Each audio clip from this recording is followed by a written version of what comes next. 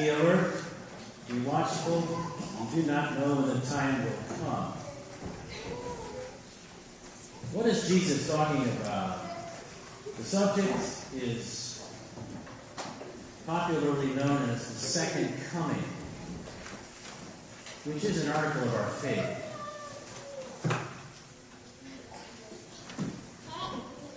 Many people have speculated about when Jesus is to come again.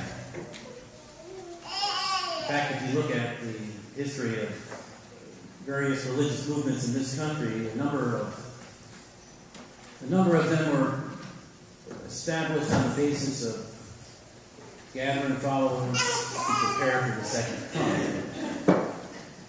One particular example, a tailor from Philadelphia named Charles Russell began gathering followers on the basis of, as he said, that millions now living will never die, meaning that Jesus' coming was at hand. The precise year was 1916, which was soon. Well, 1916 came again. Interestingly enough, the movement started by Charles Russell is still around. It's called the Watchtower Society. Now think about this. When people get proselytizers coming to the door, it's a good idea to question people concerning such things. The founder of a particular religious movement had speculated about the end of the world on faulty interpretation of the Bible. That's a very important thing to know. And the proselytizer himself might not even know this. Another case, a man named William Miller from Vermont, a preacher. This was about 100 years ago, so he knew that Jesus was coming soon because he looked at the book of Daniel in the Old Testament, looked at all of the numbers, figured it out, so he thought. The year was 1843. Of course, nothing happened. The name of this particular movement is called Adventism. See signs for Seventh-day Adventists and so forth. Now, if you look at the history of the Catholic Church, no pope has ever come out with any sort of specification about the coming of Jesus. You'll never find it. Reason for that is very simple. When Jesus himself was asked the question, well, Lord, when will this happen? He said, cryptically, only the Father knows. That's what he said. And I suppose this might be another way of saying, never mind, the important thing is for you to do what you're supposed to be doing. When I come again, it will be in God's time. When the church first started, go back to the very beginning, St. Paul was preaching to his people. And some of the people actually quit their jobs because they thought, well, if Jesus is coming soon, why continue working? There's a certain logic to it, I suppose. But the problem was that people weren't working, they were becoming busybodies. They were also a drag on the rest of the community because the other people had to support them materially. So St. Paul said, whoever would not work should not eat. This is in 2nd or 1st Thessalonians.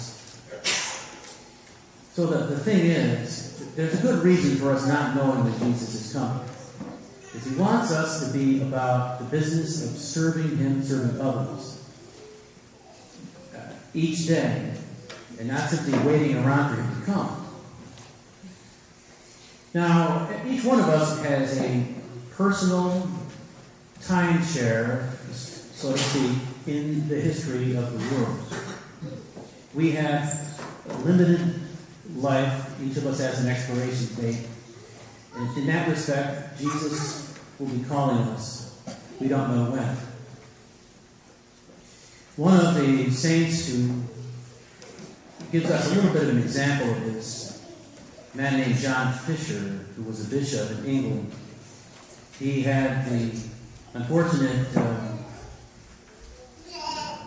distinction, I suppose, of being one of the people whom Henry VIII, the king, beheaded. The reason why was because Henry VIII took over the Catholic Church in England because he did not recognize the authority of the Pope. And John Fisher didn't go along with that. Fisher was a very good Catholic. But one of the things about John Fisher, this was a comment that people had made, was he really had no idiosyncrasies. If you look at any of the saints were people, so they had their own peculiarities in some cases. The only thing that was odd about him, if this is odd at all, and you may see this in a painting depicting John Fisher, that at his writing desk, he always had a skull on it. The reason was because he wanted to be reminded of his own mortality, which is a good thing. The Lord can come at any time. And it is a wise person who understands, indeed, this is a very important fact of life. John Fisher never took anything for granted. And this was long before he was on the list of people being persecuted by Henry VIII. He had a profound awareness of the limitations of life and his accountability to God. In our day and age, I remember hearing the story about a man, also in England, who was diagnosed by his doctor as having a terminal disease. Of course, the man was in shock. So what the man did, now keep in mind that this man is a kind of a product of the modern world, modern thinking. But he decided, because he only had so many months to live, that he was going to take his credit card and run up bills left and right. He went to fanciest restaurants, he went to stores everywhere, bought all kinds of things. Interestingly enough, much to his surprise and to everyone else's, his poor health reversed itself. He was no longer terminal. He had this horrific bill to pay, or many bills to pay. I guess he thought his heirs were going to have to pay these bills. But it seemed to me that God was trying to teach him a lesson. In our own country, every now and again, we hear about somebody who's diagnosed with a terminal illness. And what the person does, rather than preparing himself to meet God in a more intense fashion, the person will do all he can to have as much fun as he could possibly derive out of his last few years.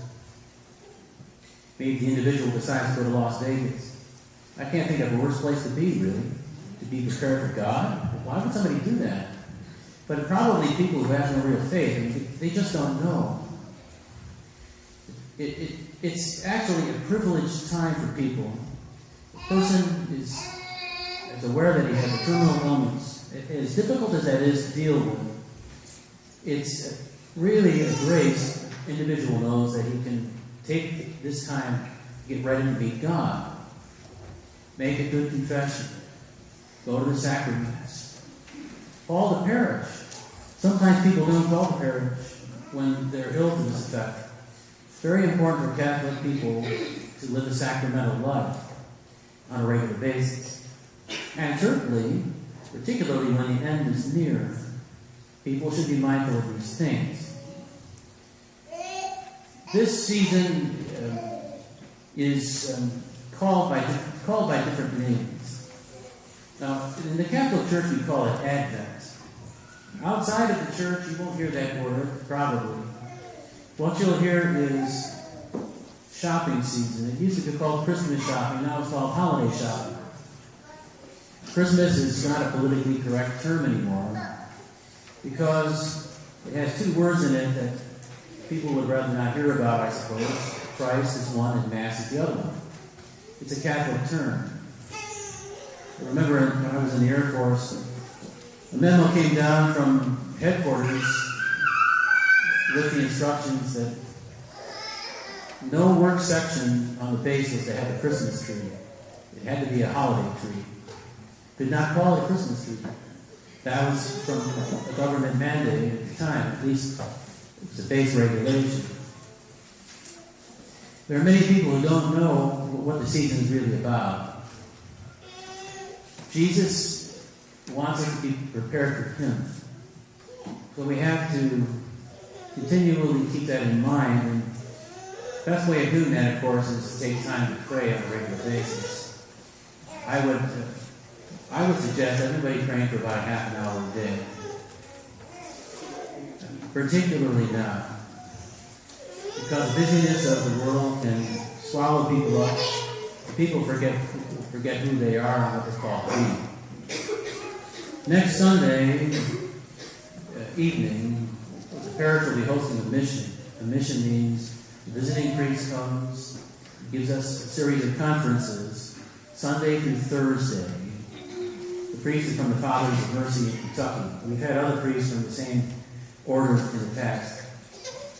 But he will be giving us opportunities for confession and opportunities for prayer. I remember several years ago we had a mission right before Advent. And one man from our parish was very moved by what he heard from the priest. So the man went to confession.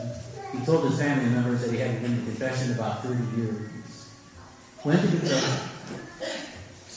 Then, I remember shaking his hands. This was Saturday night. He went to Mass. He received communion and so forth. The next day, received a call. I was actually in Cleveland. That the man had been rushed to the hospital. He was dead on arrival. He died very suddenly of a heart attack. He was 67. Not very ill by our standards. Going to the mission probably saved him, saved his soul. We should not underestimate the power of the Word of God to change people's lives. The power of the sacraments to make people holy. It was really an outreach of God to save this man at the last moment. So for the mission next week, I would urge people to come, even if you can't come to all of the conferences Sunday through Thursday. Come to some of them. Bring somebody. And if somebody's too busy to come, it might be an indicator that we're just too busy. We shouldn't be too busy to the point where God is crowded out of our life. That's not good. We have to be in control of what we do, when we do it, and how much we do it. We need balance. We need priorities. We need to put God first.